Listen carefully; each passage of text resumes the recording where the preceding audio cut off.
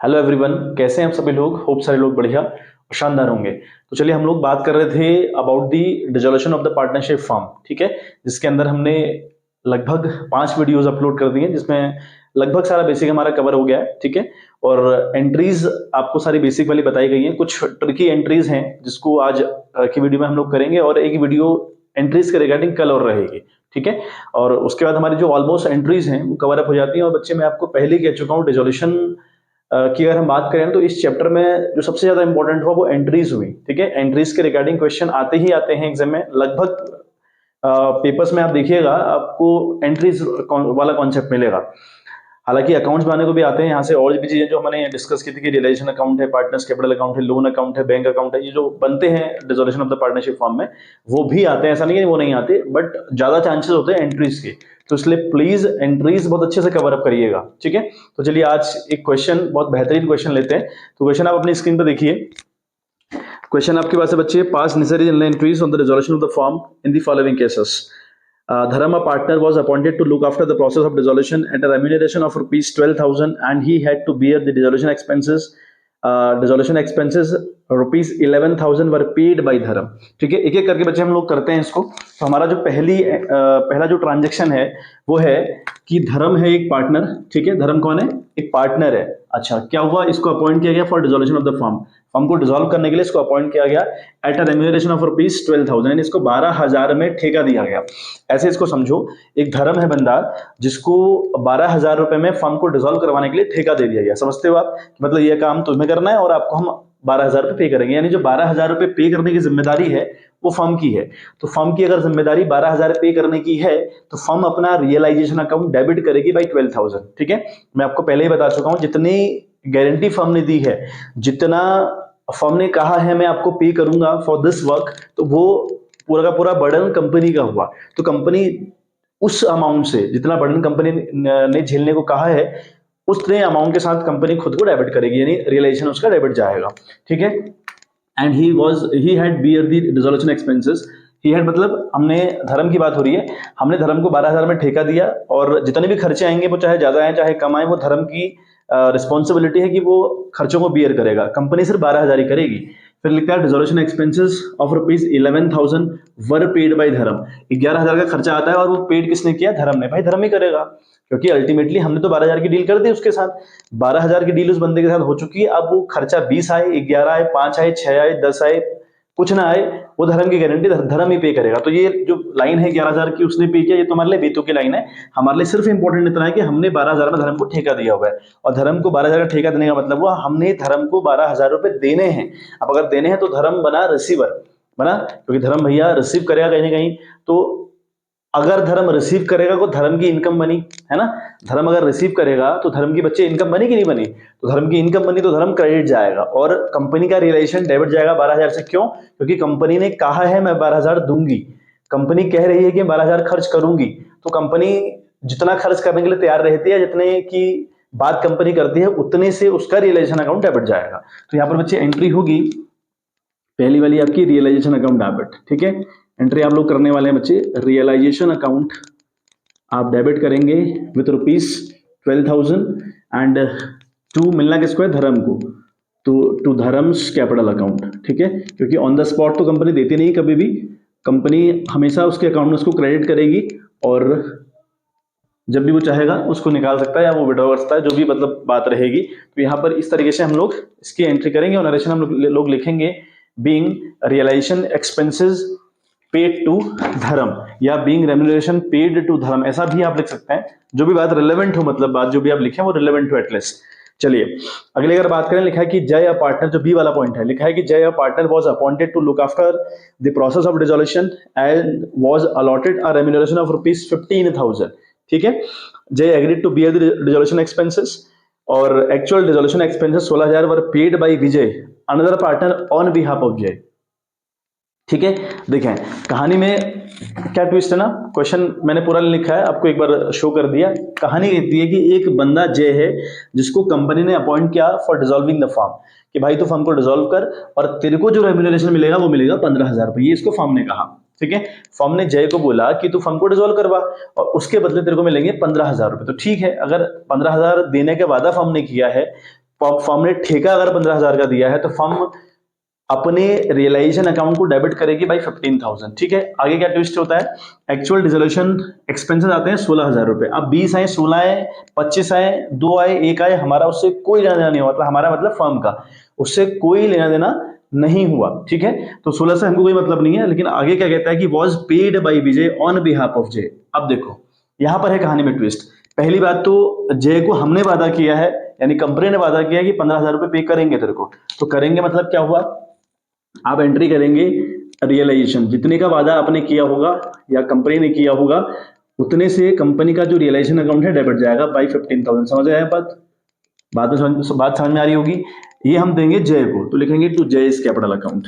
अब समझिएगा मुझे क्या ट्विस्ट है, टू जयस कैपिटल अकाउंट। ठीक है बात, तो ये आपका क्रेडिट चला गया बाई 15,000। क्लियर।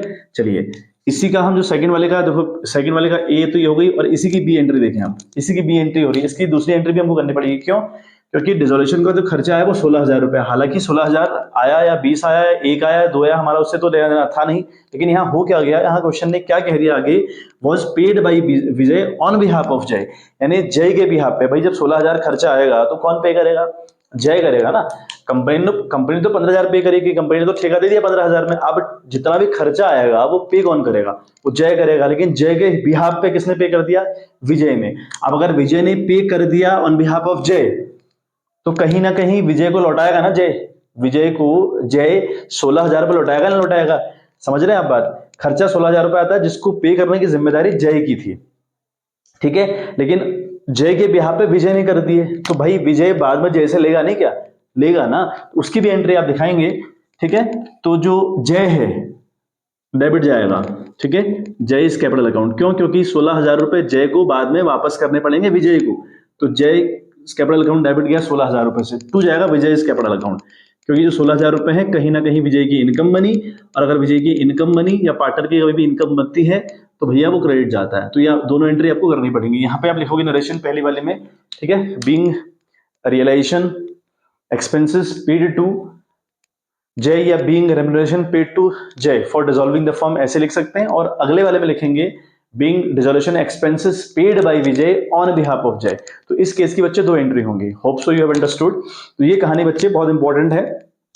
ठीक है, चलिए हम थर्ड वाला बात अगर देखें, थर्ड कहता है कि Deepa partner was look after the process of dissolution.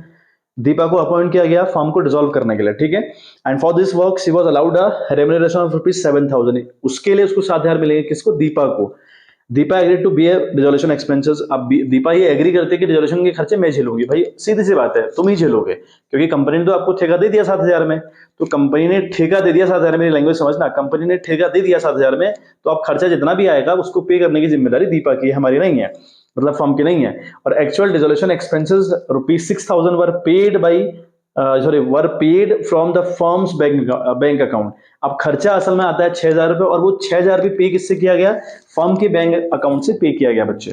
ठीक है, फर्म के बैंक अकाउंट से अल्टीमेट वो पे किया गया। देखो कैसे एंट्री आप लोग करोगे, इसकी भी दो एंट्री होंगी, इसकी भी दो एंट्री होंगी। ठीक है, थर्ड वाले केस की भी दो एंट्री होंगी। क्या है, दीपा को अपॉइंट किया गया 7,000 में कि भैया आपको 7,000 में फर्म को डिसॉल्व करने के लिए हायर किया जा रहा है। तो कंपनी कह रही है कि हम आपको 7,000 में ठेका दे रहे हैं। तो कंपनी ने ठेका जिसको दिया है वो क्रेडिट जाएगा, और ठेका जितने का दिया है उतने से उसका रियलाइजेशन अकाउंट डेबिट जाएगा। ठीक है बात, तो एंट्री आप लोग क्या करने वाले हैं, थर्ड वाले की, थर्ड के ए केस की। ठीक है, अगेन रियलाइजेशन अकाउंट डेबिट। ठीक है, आप बच्चे करेंगे रियलाइजेशन अकाउंट, आप करेंगे डेबिट बाई 7,000, क्योंकि 7 की आपकी डील हो रखी है। ठीक है, और टू दीपास कैपिटल अकाउंट, क्योंकि भैया दीपा को कहीं ना कहीं हमको 7,000 पे करने पड़ेंगे। ठीक है, तो दीपास कैपिटल अकाउंट है ना, दीपास कैपिटल अकाउंट भी आपका 7,000 से क्रेडिट जाएगा। क्लियर, तो यहां पर आप लिखेंगे being remuneration paid to Deepa. ठीक है, फॉर डिसॉल्विंग द फर्म, इस तरीके से लिखें। और आगे कहता है कि डिसॉल्यूशन के खर्चे बच्चे 6,000 रुपए, फर्म को डिसॉल्व कराने में खर्चे 6,000 रुपए paid from firms bank account. ये देखो, एक तो कंपनी ने आपसे कहा कि हम 7,000 आपको पे करेंगे, ठीक हो गया, ये तो डील हो गई।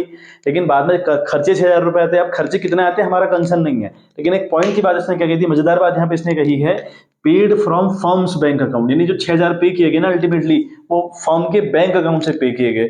अगर वो फर्म के बैंक अकाउंट से पे किए गए हैं तो कहीं ना कहीं बैंक से पैसा गया है ना, या कंपनी से पैसा गया है ना, तो टू कैश या टू बैंक, ठीक है। और ये जो 6,000 रुपए हैं इसकी हम रिकवरी करेंगे, किससे? दीपा से, ठीक है। तो एंट्री हम लोग क्या करेंगे इसकी, हम लिखेंगे दीपास कैपिटल अकाउंट, हम लिखेंगे दीपास कैपिटल अकाउंट, ठीक है।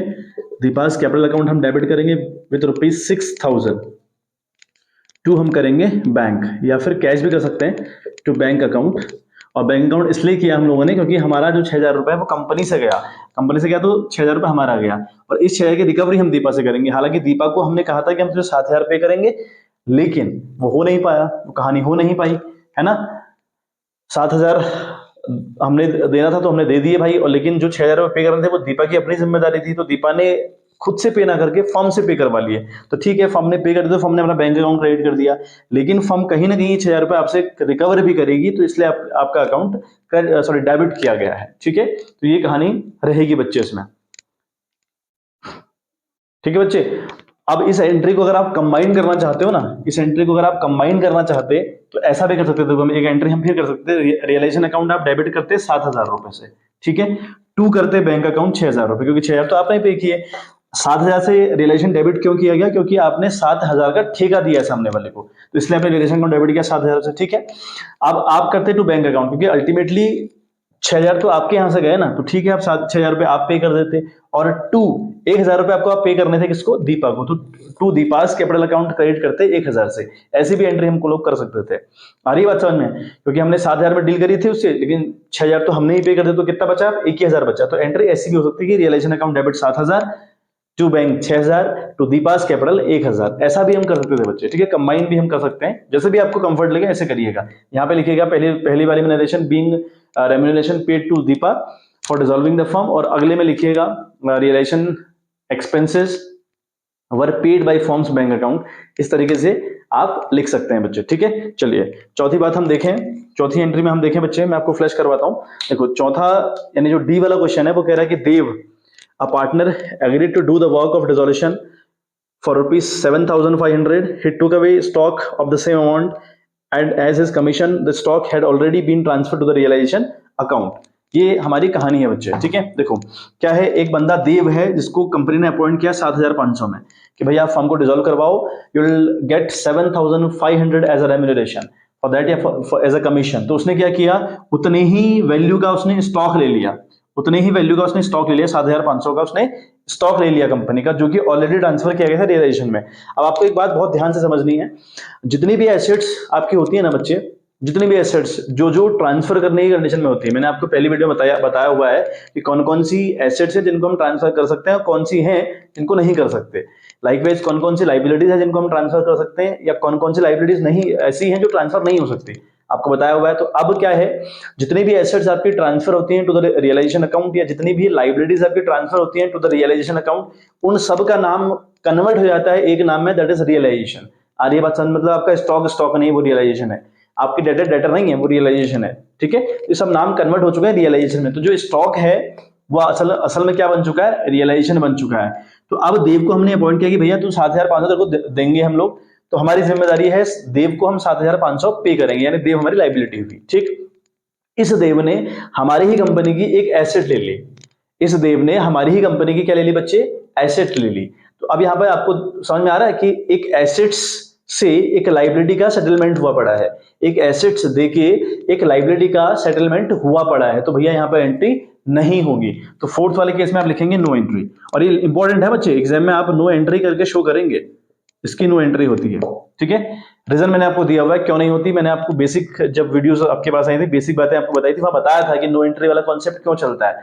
हाल इसकी एंट्री बच्चे हम लोग नहीं करेंगे, ठीक है। बात इसकी एंट्री हमने नहीं करनी है, आ गई बात समझ में?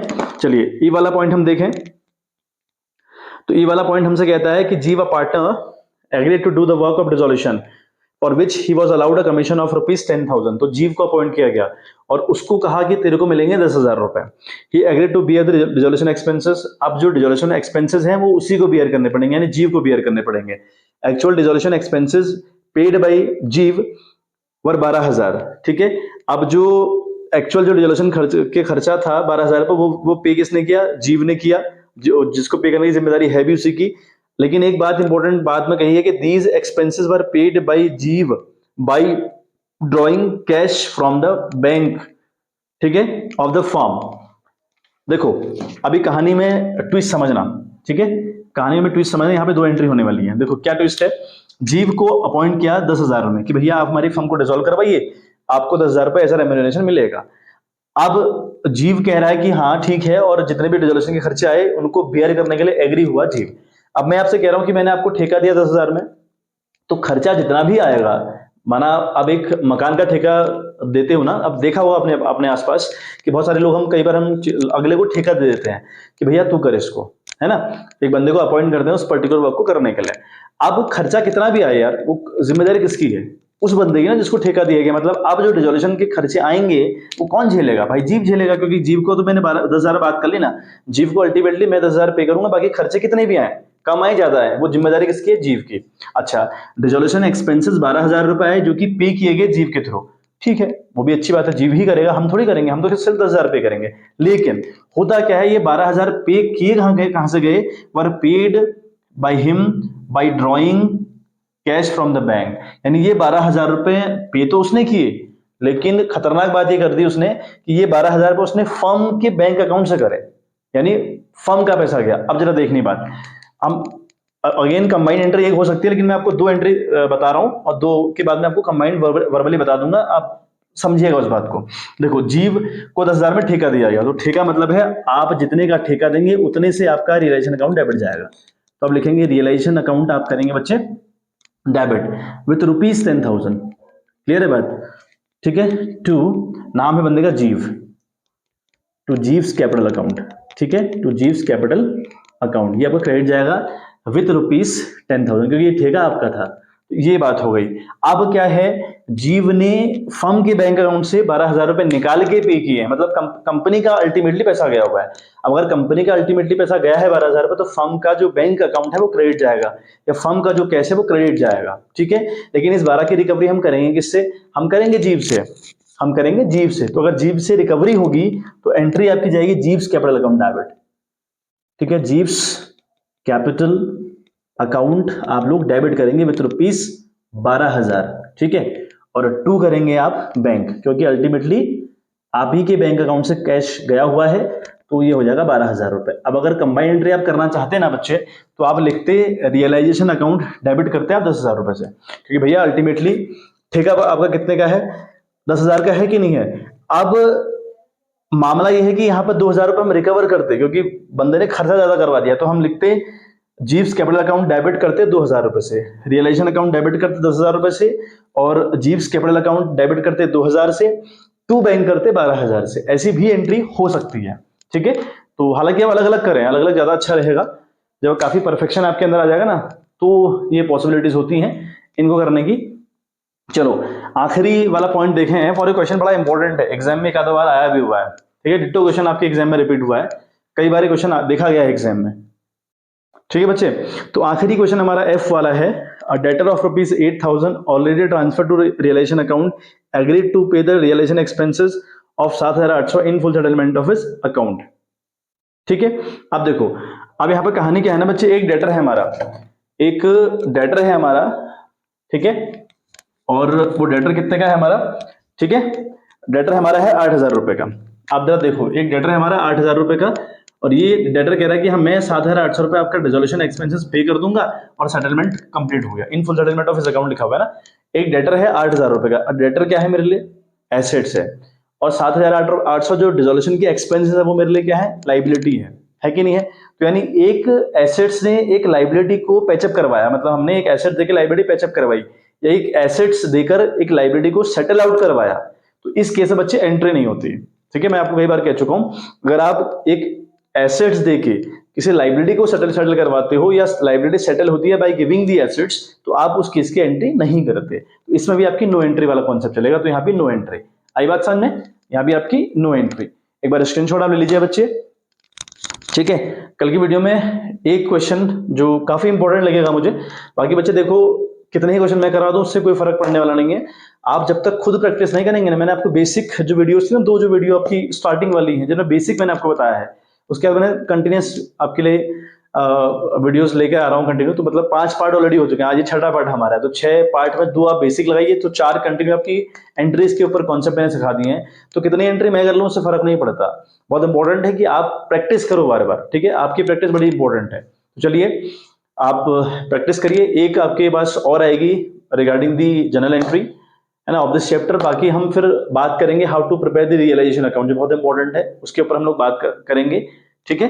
तो वो कॉन्सेप्ट बड़ा इंपॉर्टेंट है, उसके ऊपर हमें फॉर श्योर बात करनी पड़ेगी बच्चे, ठीक है। तो चलिए मिलते हैं आपसे in the next video, bye bye, have a good day.